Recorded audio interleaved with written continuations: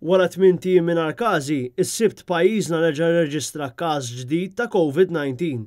Il-każ li tħabbar fuq il-paġna ta' Facebook tad-Direttorat tas-Saħħa huwa wieħed importat minn barra.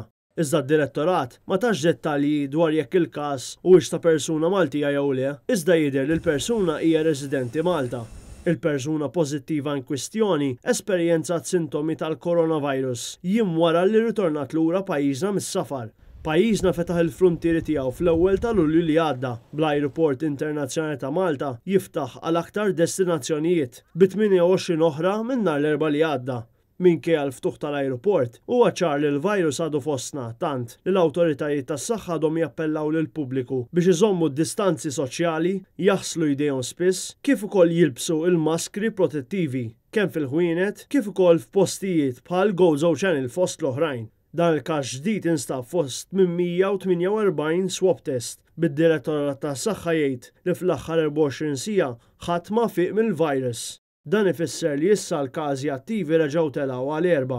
Sa mis-7 ta' Marzu li għadda, f'Malta b'kollox ġew irreġistrati 675 każ pożittiv mill-COVID-19.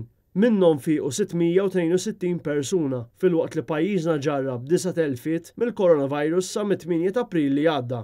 Intant, Transport Malta s-sibt ħabbret li se tkun qed tagħti aktar żmien sabiex jiġġeddu l-liċenzji skaduti tal-vetturi minħabba li ma setgħux jagħmlu l-VRT waqt il-pandemija tal-COVID-19.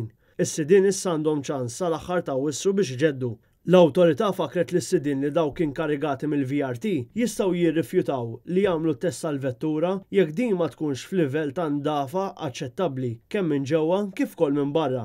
Fuq nota oħra, il-Kummissjoni tal-Ippjanar fiħdan l-Awtorità tal-Ippjanar kienet kostretta tiftaħ il-laqgħat tagħha minn nhar l-Erbgħa li ġej għal preżenza tal-pubbliku fil-Kamra tal-Bord tal-Awtorità stess fil-Furjana bil-ħarsien tal-miżuri tal-COVID-19.